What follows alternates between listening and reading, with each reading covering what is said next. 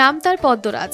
মাত্র ২.৫ বছর বয়সেই এ ষাঁড়ের ওজন ৩৭ মণ বলে দাবি মালিক আবুল কালাম আজাদের। ৬ ফুট উচ্চতা ও ১০ ফুট দৈর্ঘ্যের পদ্মরাজের দাম হাঁকা হচ্ছে ১০.৫ লাখ টাকা।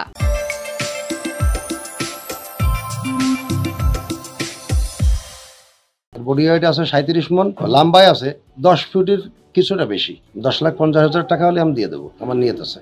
আবুল কালাম আজাদের দাবি, এখন পর্যন্ত এটি খুলনা বিভাগের মধ্যে সবচেয়ে বড় গরু। স্থানীয় অনেক ব্যাপারী এসে পদ্মরাজের আকৃতি ও ওজন দেখে দাম না বলেই চলে যান। তবে সম্পূর্ণ দেশীয় খাবার খাইয়ে পালন করা হয়েছে পদ্মরাজকে। খাবারের জন্য প্রতিদিন খরচ হয় ১,০০০ টাকা। এই গরুটা হচ্ছে যে 100 হলস্টিয়ান ফ্রিজিয়ান। অল্প বয়সে এত বড় গরু কিন্তু হয় না।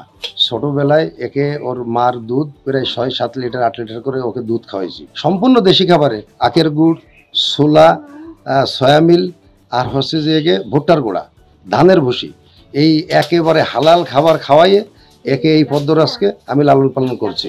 প্রায় ৫ বছর আগে ২ লাখ টাকা দিয়ে ফ্রিজিয়ান জাতের একটি গাভী কেনেন আবুল কালাম আজাদ। সেই গাভীটি পরপর ৪টি বাচ্চা দেয়। তার মধ্যে ৩ নম্বর বাচ্চার নাম রাখা হয় পদ্মরাজ। হলস্টেইন ফ্রিজিয়ান জাতের এ ষাঁড়ের দেখভাল করেন আবুল কালামের স্ত্রী নাসিমা বেগম। ভুট্টার গুঁড়া খায় ৪ থেকে ৫ কেজি খাওয়ায়, ধানের গুঁড়া ওই রকমের খায় বেশি। ফিড জাতীয় অন্য কোনো খাবার, বাইরের খাবার খাওয়াইনি। এগুলো সব আমাদের নিজের তৈরি করে এগুলো আমরা নিজে হাতে খাওয়াই।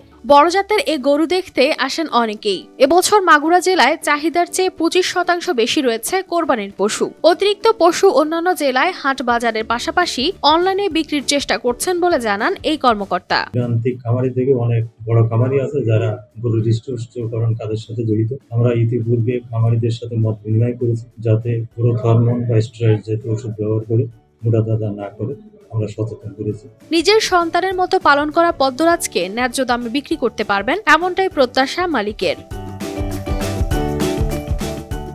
News desk, RTV।